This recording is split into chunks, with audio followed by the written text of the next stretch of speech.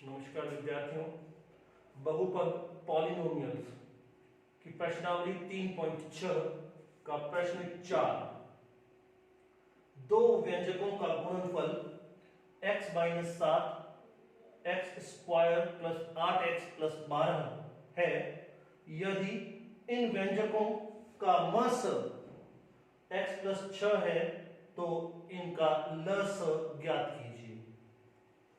देखिए एक बार फिर, दो व्यंजकों का गुणनफल ये है, यदि इन व्यंजकों का मस ये दिया हुआ है तो इनका लस ज्ञात करना है। दो व्यंजकों के लस और मस के बीच में एक बहुत बढ़िया शानदार संबंध है, सूत्र है, रिलेशन है। क्या है, ध्यान से देखिएगा। व्यंजक फर्स्ट, पहला व्यंजक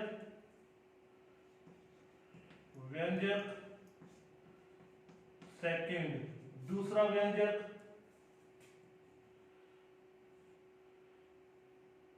लस और मस। देखिए कोई भी दो व्यंजक px और qx अगर हमको दे रखे होंगे तो हम आराम से उसका लस और मस ज्ञात कर सकते हैं। ये हमने सीख लिया है। तो दो व्यंजकों का लस और मस ज्ञात करना, इन व्यंजकों में और उनके लस और मस में केवल दो व्यंजकों के लस और मस में ये संबंध लागू होता है। क्या संबंध है, ध्यान से देखिए कि दोनों व्यंजकों का गुणा लस और मस के गुणा के बराबर होता है। दोनों व्यंजकों का गुणा लस और मस के गुणा के बराबर होता है। ये एक बहुत ही बढ़िया संबंध है दो व्यंजकों और उनके लस और मस के बीच में। यहां देखिए हमें क्या दे रखा है, दो व्यंजकों का गुणनफल, और इसको हम कह भी सकते हैं यहां से यहां तक, इसको पूरे को दोनों व्यंजकों का गुणनफल, व्यंजक एक इंटू व्यंजक दो लिखो या दोनों व्यंजकों का गुणनफल लिखो, एक ही बात है, बराबर लस इंटू मस।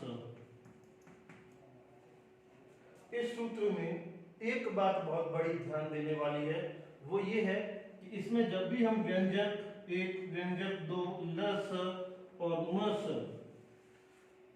को के मान रखेंगे, का बहुपद रखेंगे, तो वो बहुपद गुणनखंड करने के बाद ही रखेंगे, तभी हमारे लिए फायदे की बात होगी, और नहीं तो उतना फायदा नहीं मिलेगा, बाद में भी गुणनखंड करना पड़ेगा। तो ध्यान से सुनिए, व्यंजक एक, व्यंजक दो, लस और मस अगर गुणनखंड किए हुए रखेंगे तो बहुत फायदे में रहेंगे।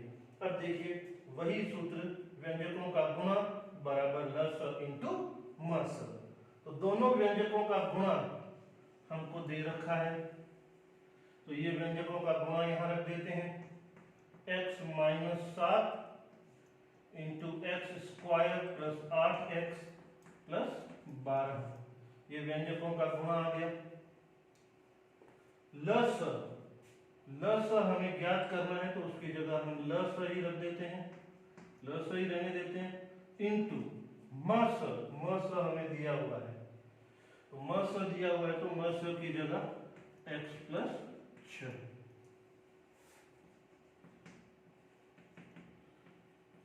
अब देखिए ये तो एक घातीय व्यंजक है तो गुणनखंड किया हुआ है, यहां पे ये द्विघातीय व्यंजक है तो इसके गुणनखंड हमको करने पड़ेंगे, और हमको बहुत बेहतर तरीके से आते हैं इसके गुणनखंड मध्य पद के दो टुकड़े करने पर।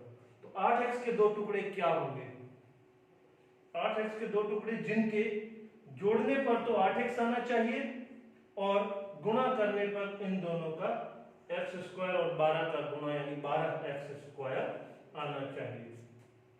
तो वो दो टुकड़े बड़े स्पष्ट है, एक बार फिर यहाँ पर मैं आपको करके बता देता हूँ। 8x के दो टुकड़े करने हैं, जिन दो टुकड़ों का योग 8x होना चाहिए या प्लस 8x है तो प्लस 8x होना चाहिए, और इन दोनों टुकड़ों का गुणा प्लस 12x स्क्वायर होना चाहिए। अब कैसे करें टुकड़े, यहां से गुणनखंड करना शुरू करते हैं। 12 के गुणनखंड होते हैं 12 इंटू 1, लेकिन 12 और 1 को जोड़ने पर या घटाने पर 8 नहीं आता। इसी तरह से 6 इंटू 2, 6 और 2 को जोड़ने पर 8 आ जाता है। तो ये वाला गुणनखंड हमारे काम आ गया। तो ये देखिए 6x और इधर 8x प्लस 6x और 8x, इसको जोड़ो, सॉरी 6x और इधर 2x, 6x और 2x, 6x और 2x को जोड़ा तो 8x आ गया, 6x और 2x को गुणा किया तो 12x स्क्वायर आ गया। बिल्कुल ये दोनों टुकड़े हमारे लिए बिल्कुल सही है। यहाँ रख करके इस दूसरे कोष्ठक का गुणनखंडन करते हैं। तो ये x minus 7 x square plus 6x plus 2x plus 12 बराबर, बाकी जो है वैसा का वैसा लिखना पड़ेगा लस, क्योंकि पूरा समीकरण अपन हल कर रहे हैं। तो x प्लस 6 या x माइनस 7, इसमें पहले दो पदों में x कॉमन, x प्लस 6 आ जाएगा, इधर x रह गया, इधर 6 आ जाएगा। इन दोनों पदों में दो कॉमन, इधर x और इधर प्लस 6, ठीक है। अब ये पीछे वाले पद कैसे लिखते हैं, कॉमन जो आ गया वो आ गया, उसके बाद x को इससे भाग देंगे तो x को, स्क्वायर को x से भाग देंगे तो x आ जाएगा, 6x में इस x का भाग देंगे तो 6 आ जाएगा। इसी तरह से दो कॉमन आया तो इसमें जब 2 का भाग देंगे x आ जाएगा, और इसमें जब 2 का भाग देंगे तो 6 आ जाएगा। यहाँ हम लोग एक बार फिर गुणा करके चेक कर सकते हैं, x into x x square, x into 6x, 2 into x 2x, 2 into 6 12, बिल्कुल सही है। वो दोनों कोष्ठक में सेम आ गया, इसका मतलब एकदम सही है, कोई इसमें गलती नहीं है। बराबर लस into x plus 6, x minus 7 x plus 6 common आ गया, और दूसरे में ये x प्लस 2 बच गया, बराबर लस इंटू एक्स प्लस 6। अब देखिए लस निकालना है, तो लस ये गुणनखंडन हो गया, उधर वो गुणा में है, अब बड़ी आसानी से लस निकल रहा है। लस बराबर x minus 7 x plus 6 x plus 2, और वो जो x प्लस 6 है गुणा में था, इधर आएगा तो भाग में आ जाएगा, x प्लस 6 भाग में आ गया।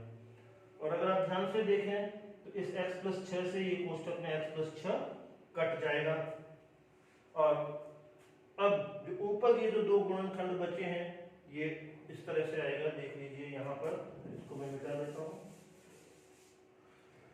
तो लस बराबर x minus 7 into x plus 2, लस बराबर x माइनस 7 को x प्लस 2 से गुणा करना है, बड़ा ही आसान है। सबसे पहले तो x को x प्लस 2 से गुणा कर दो, फिर माइनस 7 को x प्लस 2 से गुणा कर दो। दो पदों का दो पदों से गुणा ऐसा ही होता है, पहले इस पद को पूरे कोष्ठक से गुणा कर दो, फिर इस पद को पूरे कोष्ठक से गुणा कर दो। तो ये हो गया आपका x square plus 2x minus 7x minus 14 बराबर लस, ये हो गया आपका x square 2x minus 5x, -7x plus 2x -7x आ जाएगा -5x -14 बराबर लस, तो ये अपना अतः लस बराबर x स्क्वायर -5x -14, ये अपना उत्तर आ गया। एक बार फिर से देख लीजिए, जब भी हमें व्यंजक, दो व्यंजक और उनके लस और मस, इन चार चीजों में से कोई भी तीन चीजें दी हुई हो और चौथी ज्ञात करनी हो, तो ऐसी स्थिति में ये सूत्र सबसे ज्यादा कारगर होता है। और इस सूत्र, ये सूत्र यानी दोनों व्यंजकों का गुणा बराबर लस इंटू मस, और ये सूत्र सबसे ज्यादा कारगर कब होता है? अगर हम व्यंजक, एक व्यंजक दो लस और मस का जो व्यंजक है वो गुणनखंडित रूप में गुणनखंड करके हम लोग यहाँ रखें, तो ये बहुत आसानी से हल करता है। तो इस तरह से हमने यहाँ पे हमने जब दोनों व्यंजकों का गुणनफल रखा, तो यहाँ जो गुणनखंड था इसमें एक जगह द्विघात गुणनखंड मिल गया था, तो उसको हमको और आगे गुणनखंडन करने पड़े, नहीं तो ये प्रश्न यहाँ से यहाँ तक समाप्त हो जाता। इस तरह के एक प्रश्न और है प्रश्नावली में, अगर आप प्रयास करेंगे, कोशिश करेंगे तो आराम से हल कर लेंगे। धन्यवाद।